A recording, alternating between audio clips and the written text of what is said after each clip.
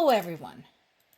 As promised, we are seeing more information about the participation of North Korean troops in Russia's invasion of Ukraine. And I'm sure this hot headline talking about inexperienced Korean troops being an easy target is not surprising. So consider what we have seen of North Korea before they even got themselves mixed up in this mess, which they shouldn't have. And I'm sure they're starting to realize this probably was not the best idea ever.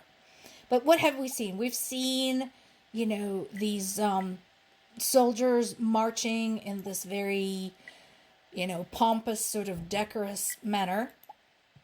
But I don't think we have seen a whole lot of actual training. Of course, Kim Jong-un stated that, his men are the best of the best of the best, and only the best for his buddy Putin, and so on and so forth.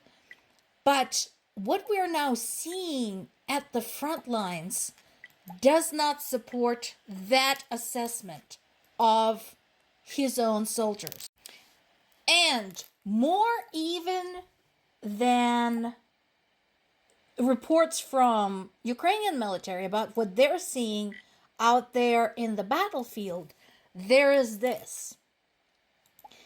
Because had Russian in collaboration with North Koreans started suddenly performing spectacularly well, had there been a sudden advance, a break in the front, no doubt at all, they would have trumpeted about it.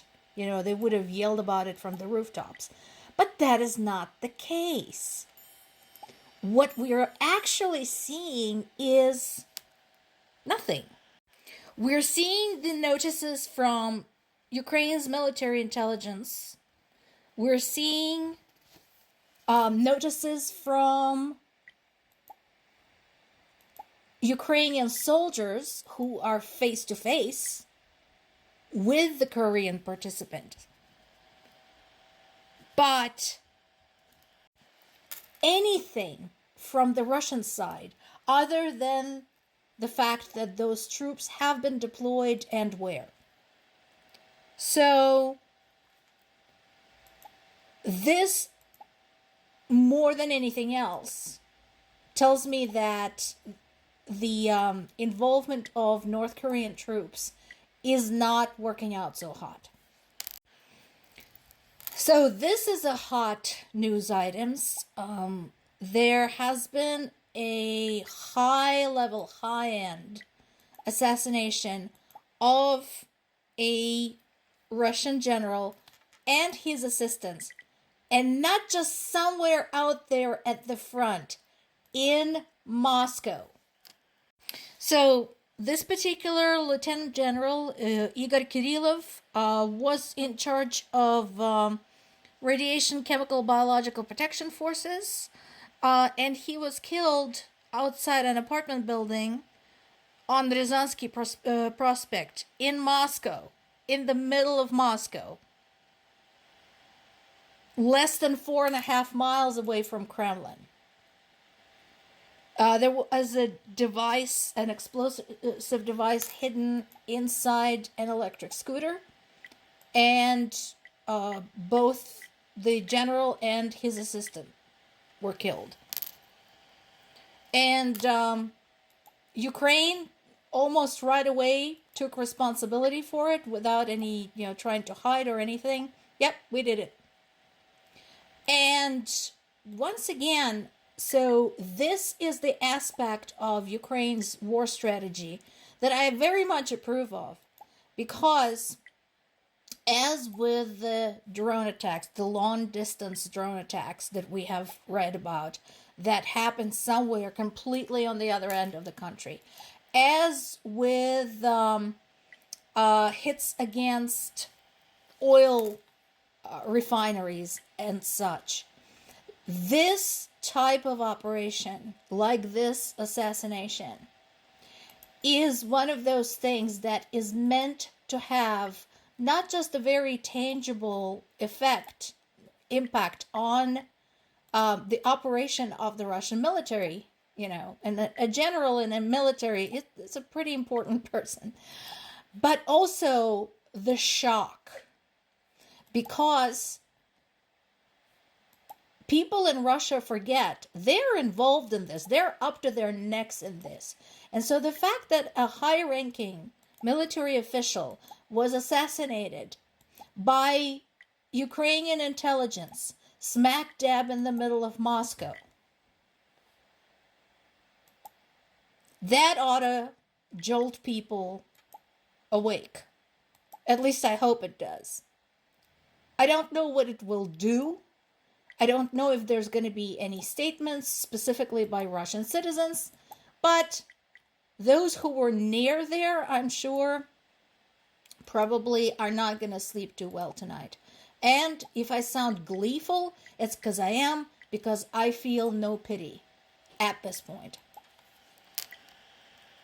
Of course, Russian media basically portrayed this as, evil Ukraine, in the last throes, blah, blah, blah, murdering this poor man, and so on and so forth.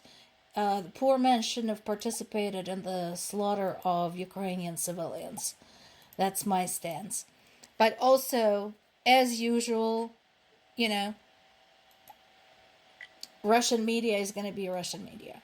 So don't trust anything that comes out of there. And there is another thing that's going on. So we are talking about yet another example of how sometimes sanctions just don't work. So apparently there is a so-called shadow fleet that carries illegally Russian oil for export.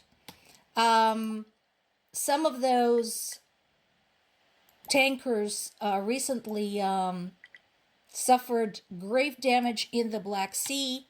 A lot of the oil got spilled. So in addition to all the other shit they've done in Ukraine, there's yet another environmental disaster they had caused.